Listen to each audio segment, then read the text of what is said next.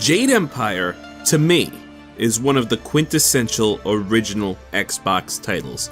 Made by BioWare and published by Microsoft in 2005, this story-driven RPG is, on its surface, no different than any other dialogue choice-driven RPG. Yet, there's always been a uniqueness to it that I could never quite explain, a sense of adventure in a world so different than the standard fantasy affair. Alright, let's cut the philosophical bullshit. Jade Empire is pretty damn good. I'd even go so far as to say it's one of the most memorable games I've ever played. It's like an old flame, one I keep going back to remember how things used to be, you know? But every time we get back together, you start to remember the little things that pushed you away to begin with. That's right, I'll say it, Jade Empire isn't perfect. It actually has a lot, and I do mean a lot, of flaws. In fact, it's one of those games that, if it was made today, it would never fly. A lot of its mechanics are dated now, yeah, but that's not exactly what I mean. The combat is clunky, the camera is locked in a perpetual war with you, it's full of game-breaking bugs, and it comes from that beautiful stretch of time when there was no vocal direction on how to pronounce Chinese names correctly. Of Emperor Sun Hai. You know what I mean. Cao. But at the same time, Jade Empire hits the mark in so many other areas. You can kinda wave those things in the moment because its story is so good, and its characters are so well written, and its setting and aesthetic is so different. I mean, come on, a martial arts game that takes itself seriously? You know how rare that is? And this is coming from a guy who likes the cheesy martial arts stuff. I've been wanting to talk about this game, an important part of my gaming history, and I think the best way to do it is to start from the beginning. Jade Empire was the first BioWare game I played, but it was by no means my first RPG. You see, I grew up playing the Final Fantasy games, in which the best game in the series is without a doubt Final Fantasy IX, and anyone who thinks otherwise is a filthy scrub, as well as other JRPGs like Chrono Trigger, and I even played some of the early Ultima games, and I apparently owned Morrowind too on PC, but I don't remember much about it. What I'm trying to say is that I was no stranger to RPGs, but as I grew older and time went on, I found myself in an RPG-less void. Part of it was me losing touch with what was coming out and being enthralled with other games. Another part of it was watching my flagship series, Final Fantasy, slowly turn into something unrecognizable to me, which it's still doing to this day. So it might be a surprise to you that BioWare's previous RPGs, the Star Wars set Knights of the Old Republic, flew right under my radar. In fact, I didn't play them until years later. Jade Empire, however, did not fly under my radar. At the time, I was developing an interest in Chinese history and myth, thanks to, in a large part, of playing Dynasty Warriors as a kid. It was through Dynasty Warriors that I discovered what is today my favorite novel, Romance of the Three Kingdoms, and also ignited a passion for Chinese history. And to think they say video games don't encourage kids to read. At the same time, I was discovering martial arts movies. It started with fighting games like Mortal Kombat, then the Mortal Kombat movie. And soon it was Rush Hour 1 and 2, and then it was Rumble in the Bronx and Legend of the Drunken Master. Then I discovered Bruce Lee and that whole rabbit hole, and then I found Crouching Tiger, Hidden Dragon. I think you get the idea. So fast forward now to 2005-ish, browsing Blockbuster, yeah, remember that place? I found Jade Empire on the shelf, and from the cover art immediately, I was interested. After taking it back, I managed to get my hands on the limited edition, and I don't remember exactly how I pulled that off, but see, here it is. Anyway, with my story out of the way, let me run you through what this game is actually about. So be warned, there's spoilers coming, and I'll warn you again when they're about to come up. But for a brief spoiler-free synopsis, you are a senior student at a martial arts school in a world not unlike a fantasy version of Imperial China. One day, when your school is attacked by bandits, your life is forever changed, and the events that follow will lead you on a grand adventure that will shake the very foundations of the empire you call home. The first thing you'll do in Jade Empire is create a character. It's not very in-depth, and you can only choose from some pre-designed models. there is a fair bit of customization not in how you look, but with your starting stats and attacks. You also obviously name your character, and there's a handy random generation feature for those who might find coming up with a lore-friendly name somewhat daunting. After that, you get thrown right into a conversation and tutorial that breaks down the combat in the game. Combat makes up about half of what you'll be doing in Jade Empire, and if you remember earlier, I said it was clunky. This is true, but it is on paper a fun system, and despite its clunkiness, it's never unplayable, just a little janky. Allow me to explain. First off, the way combat works in this game is pretty simple. There's a quick attack and a power attack that you use to break guards. You also have a block of your own, and moving in the direction while blocking will make you do a roll or flip by dodging. The main depth in the combat comes from learning various styles of martial arts, which you can map to your D-pad or keyboard and switch between on the fly. They range from the fast and deadly 1,000 cuts to the slow but methodical white demon. And you also have styles called support styles that inflict status conditions on enemies. Later in the game, you can also learn to use magic and weapons, and you can even learn styles that allow you to transform into powerful creatures. Strategy in combat can be very important, so you need to get familiar with the styles you use and make sure you understand their ranges and speeds and what counters what. Especially because some enemies might be immune to certain styles, like demons, who are immune to magic and support styles, and ghosts, who are immune to weapons and so forth. Once you have that down, even more depth opens up as you learn more advanced techniques like the explosive harmonic combo by following up certain magic or support attacks with a power attack from a martial style. You'll also discover that some styles flow well together and can lead to longer strings and allow you to better pressure enemies when used in tandem. About halfway through my most recent playthrough, I found a pretty nasty 6-string pairing Leaping Tiger and White Demon together, and I think I was on the verge of a 9-string throwing 1,000 cuts into the mix, but I was having trouble landing it consistently. It's a lot like a simplistic fighting game in a way. It's all about spacing. So you're probably wondering, Mitch, did you just praise the shit out of the combat? I thought you said it was clunky. Right, about that. First of all your attacks have 2 speeds, slow and slower. Everything feels very stiff and weighty in the game too. It's like you're playing as Dan Hibiki the entire time. I feel like a kid playing with new action figures right out of the box. It's a lot of fun, but damn are these things not broken in yet. Also, some styles are just objectively way better than others due to the speed imbalance or their power, and other factors like some styles pushing you away from your opponents and others moving you closer. Then there's the fact that the dodge mechanic, especially if you do a flip, can make the camera go absolutely bonkers sometimes, and if you dodge a lot, it can be very disorienting. There's also a lock-on feature that is excellent when you're fighting just 1 or 2 people, but sometimes they throw you into fights with as many as 6 or even more opponents, and switching between targets and trying to get to the right one can be frustrating as the targeting system ping-pongs randomly between people, and by the time you finally get the enemy you wanted, they're already in a whole different position, and you're in such a different situation that they're no longer even a viable target and you need to find somebody else.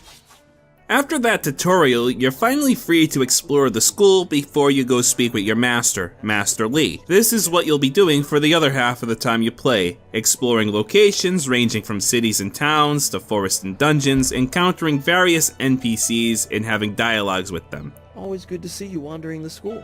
You're the best among us after all. It's almost like it's an RPG. Well, it is an RPG, so there's definitely role-playing elements here. As every conversation, you can ask questions about the lore of the world, uncover quests, and whenever an NPC says something to you directly, you're given usually between 2 to 4 different dialogue options of what you say back. What you say doesn't affect the story all that much, but it does affect how characters interact with you throughout the game, and how certain quests are resolved. I don't need to take this.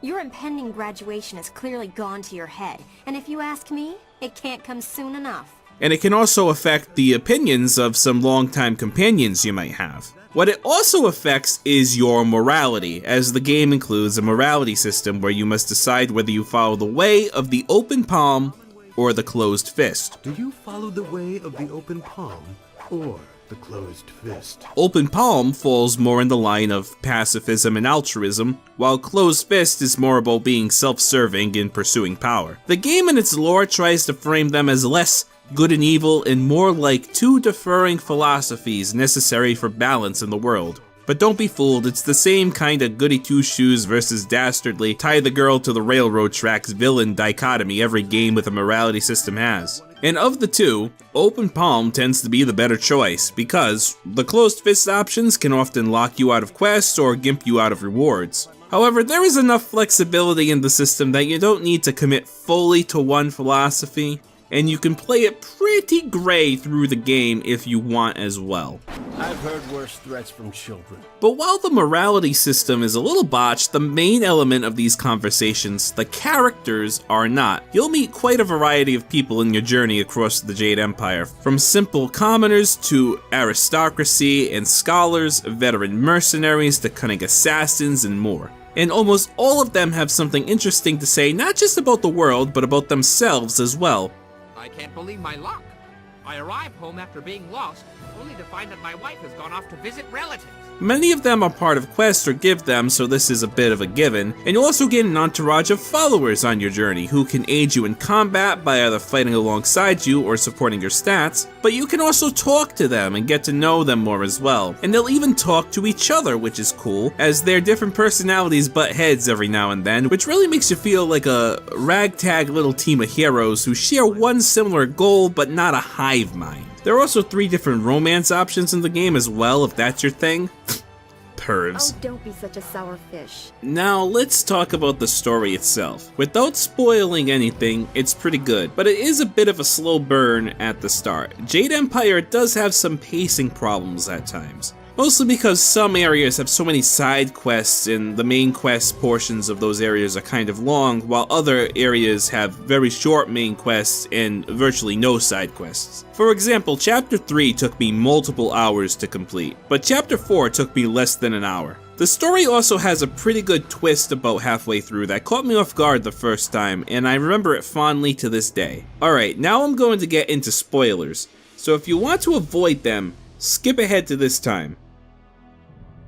After we explore the school, we meet our master, known as Master Lee, who has raised us since we were a child and we have become his favorite pupil over the years. We're coming near the end of our training, but suddenly bandits attack the nearby town. We rush to its aid with fellow student and potential love interest Dawnstar, while also angering our rival Gao the Lesser in the process. It turns out these bandits are working for some guy called the Lotus Assassin, which is apparently a branch of the government. And they were looking for Master Lee. When you return to the school, Master Lee reveals the truth to you. You are a spirit monk, the last of your people who were wiped out about 20 or so years ago during an event known as the Siege of Dirge. Your people venerated the water dragon, who brought rain to the world and carried the dead to the spirit world. The Empire was experiencing a severe drought, so they attacked the city in an attempt to take control of the water dragon. The city was destroyed, your people genocided, and since that day, there have been more and more restless ghosts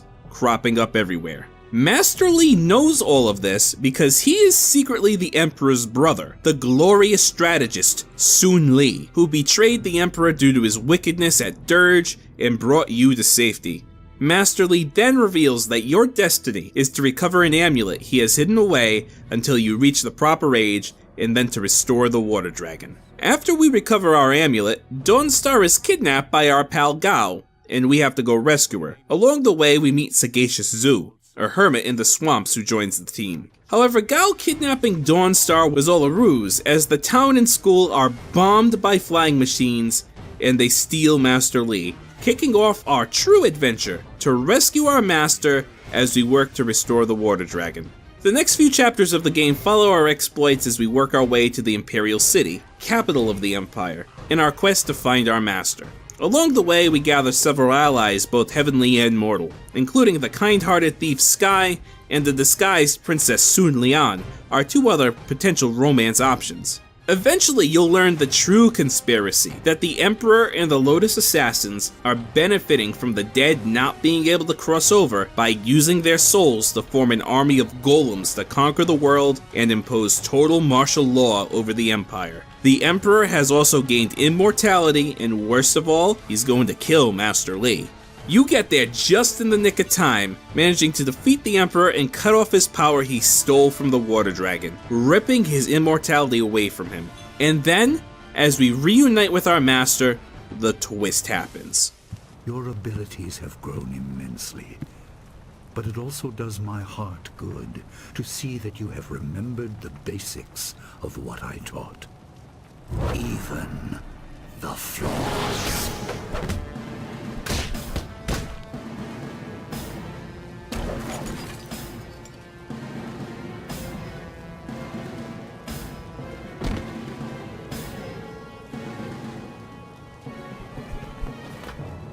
Our master, the glorious strategist, the man who raised us.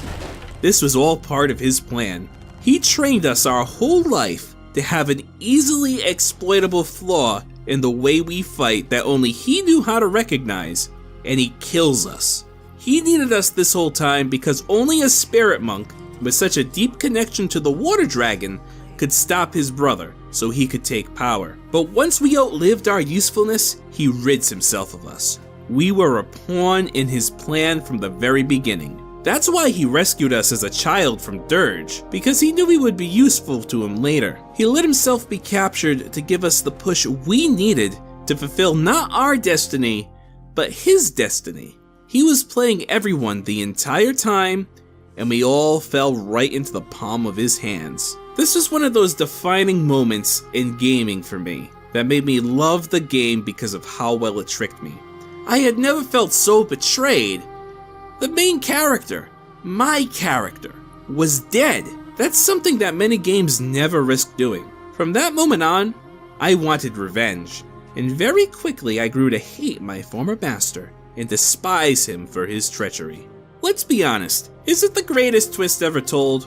No, it's right on par with a lot of martial arts movies' twists in terms of quality, but the way the game builds up to it under your nose is what makes it so great. There's all these small details you learn about Sun Li that don't add up as time goes on and on. So many people you fight and spar with comment that you fight in an odd way, almost as if there's an opening that isn't there. You learn bits and pieces of history that slowly begin to contradict the story Master Li told you, but you aren't able to piece it together until it's too late.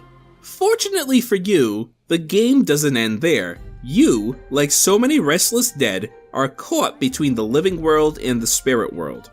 The Water Dragon, who has been speaking to you the entire game as a ghostly apparition, uses the last of its power to take you back home to the ruined city of Dirge. It is there that you can restore the ancient temples, cleanse them of evil, and find a way back to the mortal world. From there on, the second half of the game becomes very linear, as it builds towards a second confrontation between you and Master Li, now wielding the power of a god and in command of the Imperial Army. It turns out though that there is one crucial element to his plan that the glorious strategist overlooked. We are a spirit monk. While he may superficially wield the power of the Water Dragon, we too draw our power from that very same source. He is no more nor less powerful than we are, and we unravel everything he spent years of meticulous planning to achieve, all because of one little flaw. Sound familiar? There's a heavy theme of duality in Jade Empire, found in its world, game mechanics, and story structure. The whole game is about restoring balance, no doubt an influence derived by the Chinese culture and history that inspired it. It calls to mind the famous yin and yang. Attention is called to many things with the intent for them to be compared, much like open palm and closed fist. But just as the game's lore puts it, one cannot fully exist without the other, and both are two sides of the same coin. Eventually, you'll make your way back to the Imperial Palace for your rematch, and this time, you find the second twist of this game. The Water Dragon is not fully dead.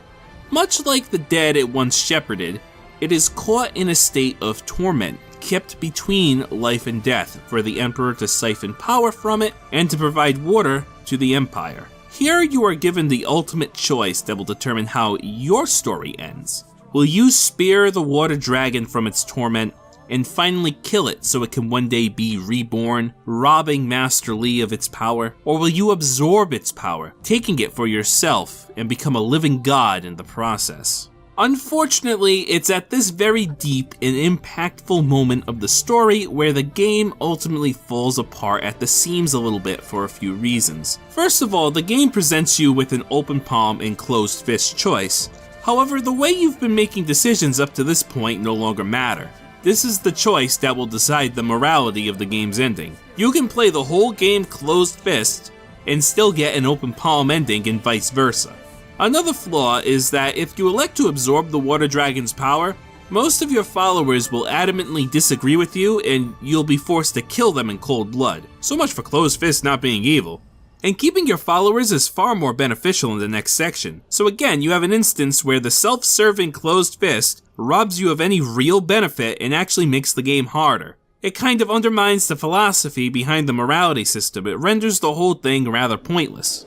Anyway, after you make your choice, it's time for the final battle against Master Li, unless you choose to join him and get the lame cop-out ending, and damn is this bastard cheap. He knows every style in the game, has the ability to slow down time, hits like a truck with another truck on top of it, pulling a boat going down a very steep hill with its gas pedal weighed down by an elephant, and to make matters worse, he has this weird kind of immolation ability that he can turn on and off that is barely noticeable when he does, and will cause you to damage yourself when you hit him. I eventually just got frustrated and shot him to death with the matchlock I got from Sir Roderick Ponce von Fontelbottom the Magnificent Bastard.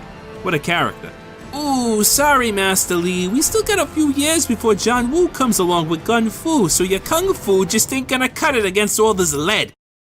And that's the way the cookie crumbles, as the game ends and you learn about the fates of various characters you met along the way. Overall, Jade Empire is still a well-loved game by me, partly from nostalgia, and partly from working very hard to earn it. However, every time I go back to it, I do need to admit its flaws become more and more apparent. But at the end of the day, I really do love it, and I do recommend it for a couple of reasons. Its story, while somewhat standard, is excellently told, has lots of memorable characters, and due to its aesthetic in a sea of generic sci-fi and generic fantasy RPGs, it certainly sticks out a bit more.